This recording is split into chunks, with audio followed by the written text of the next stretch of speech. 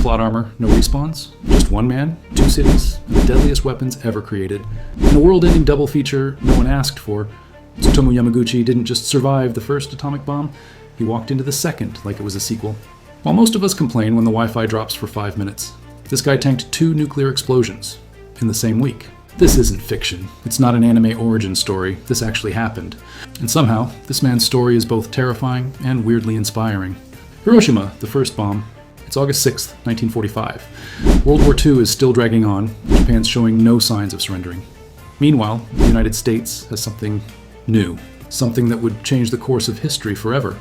Hey, before we dive into this man's story, can you guys write hello in the comments? It helps the algorithm push the video more. I promise I will respond to everyone. Okay, let's get back to the story. That morning, the skies over Hiroshima are eerily clear, and flying high above is a plane with a bomb nicknamed Little Boy, which is honestly a pretty misleading name for something that could vaporize a city. Down below, Tsutomu Yamaguchi is in Hiroshima on a business trip. He's 29 years old, an engineer from Mitsubishi, and he's literally about to head back home to Nagasaki. He's walking toward the shipyard when the world suddenly turns white. Little Boy detonates. Yamaguchi gets blown off his feet. He's roughly 3 kilometers, about 2 miles, from ground zero. His body is scorched, his eardrums rupture, and he gets a massive dose of radiation, but he survives. He stumbles through a nightmare. A city reduced to fire and shadows with people melting, buildings gone, and silence louder than any bomb. Somehow, he makes it through the wreckage, spends the night in a shelter, and then, plot twist, he decides to go home, to Nagasaki. Nagasaki, the sequel. 2 days later, this walking miracle is back in Nagasaki, bandaged, burned, traumatized, but breathing.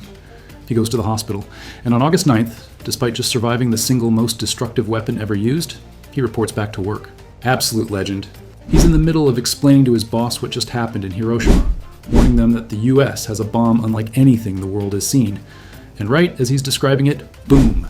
Nagasaki gets nuked. The second bomb, Fat Man, drops, and once again, Yamaguchi survives. The building he's in is reinforced, so he escapes with less injury than the first time. But still, radiation, shockwaves, chaos, death. Twice in 3 days. It's hard to even imagine that kind of trauma. He wasn't just lucky, he was unreasonably alive. Life after the bombs. So, what do you do after surviving 2 atomic bombs? Tsutomu could have faded into history quietly. Instead, he spent the rest of his life as a living witness. Someone who didn't just talk about history, he embodied it. He dealt with severe radiation effects, burns, infections, long-term illness. But he lived. Not for weeks, not for years. He lived until 2010. He lived to be 93 years old.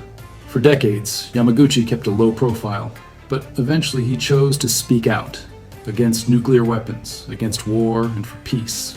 He wasn't angry, he wasn't bitter, he just didn't want this to happen again. Ever.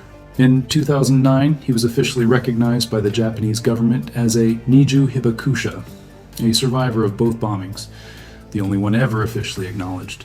He became a global symbol, not just of survival, but of warning. He had seen hell, and he didn't want anyone else to. Hey guys, don't forget to like and subscribe. It really helps the channel. The legacy. Tsutomu Yamaguchi wasn't a superhero. He wasn't trying to be a legend. He just wanted to go home after a work trip. But fate, history, and 2 of the deadliest weapons ever built had other plans. And somehow, this quiet man, this engineer, lived through both and turned his survival into something meaningful. He didn't just beat death, he gave it purpose. So, yeah, next time you think you're having a bad week, just remember, Yamaguchi got nuked twice and still clocked in for work.